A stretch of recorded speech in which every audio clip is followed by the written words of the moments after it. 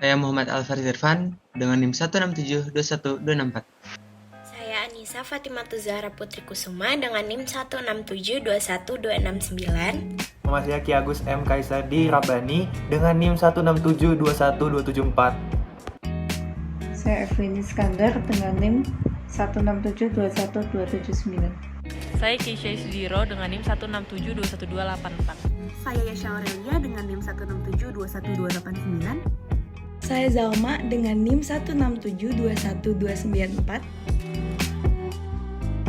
Berikut alat dan bahan yang digunakan. Yang pertama, lilit kawat tembaga pada paku sehingga lilitannya menutupi sekitar 3/4 bagian paku. Lalu kupas kawat tembaga sehingga arus dapat mengalir dengan mudah. Sambungkan resistor pada rangkaian. Lalu sambungkan solenoida yang telah dibuat pada langkah kedua pada rangkaian. Sambungkan kapasitor agar membentuk rangkaian LLC dan juga sambungkan rangkaian ke sumber tegangan AC. Gunakan avometer atau multimeter untuk mengukur arus dan tegangan di masing-masing komponen listrik yang terdapat pada rangkaian.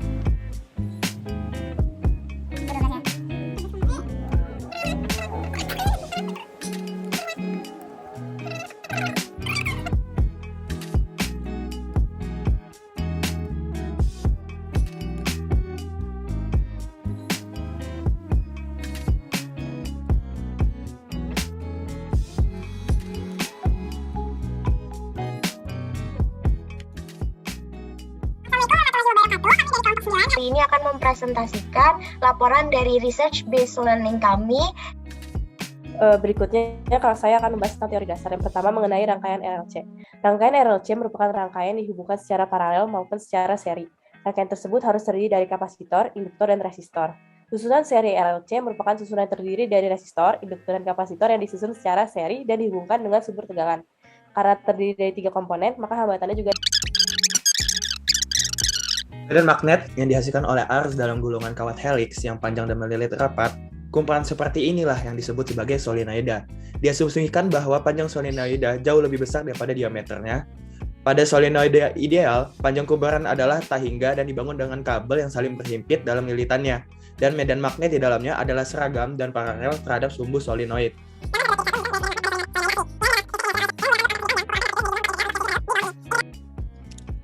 Setelah ini akan saya jelaskan mengenai metode yang kami lakukan. Desain rangkaian induktor solenoida sendiri sudah kami ilustrasikan pada gambar yang terdapat di layar. Alat yang kami gunakan. Setelah itu, rangkaian induktor solenoida selesai. Solenoida yang telah dibuat dihubungkan dengan resistor dan kapasitor sedemikian rupa sehingga membentuk rangkaian RLC. Dari rangkaian tersebut, kami mendapatkan nilai impedansi dan diperoleh juga nilai VR, VL, dan VC, dan data lainnya yang merupakan komponen rangkaian RLC, sehingga kami dapat menentukan nilai induktansi. Dalam rangkaian ini, solenoida sendiri berperan sebagai induktor. Selanjutnya kita masuk ke bagian perhitungan berdasarkan desain dan teori.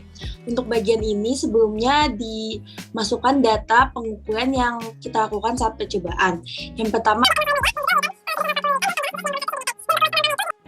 selanjutnya dari penjelasan teori dasar sebelumnya itu bisa didapat rumus induktansi yang rumus itu tertera pada laporan berikut, dan jika dimasukkan nilainya dari nilai percobaan itu didapat sebesar 0,0203 Henry.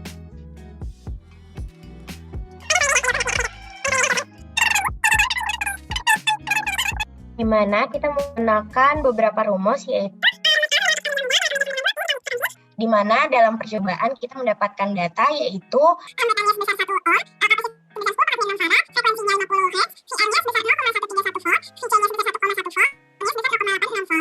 dan kita melakukan perhitungan untuk mencari I-nya dengan rumus VR dibagi R yang menghasilkan I sebesar 0,1 ampere dan omega sebesar 314 radian. Lalu didapatkan juga perhitungan XL dengan rumus VL dibagi I yaitu sebesar 6,565 ohm dan L sebesar Henry dengan rumus XL dibagi omega.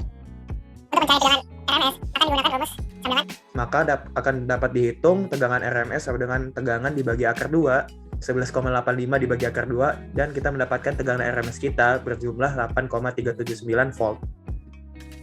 Baik, selanjutnya terdapat arus RMS. Arus RMS ini dan data yang dimiliki terdapat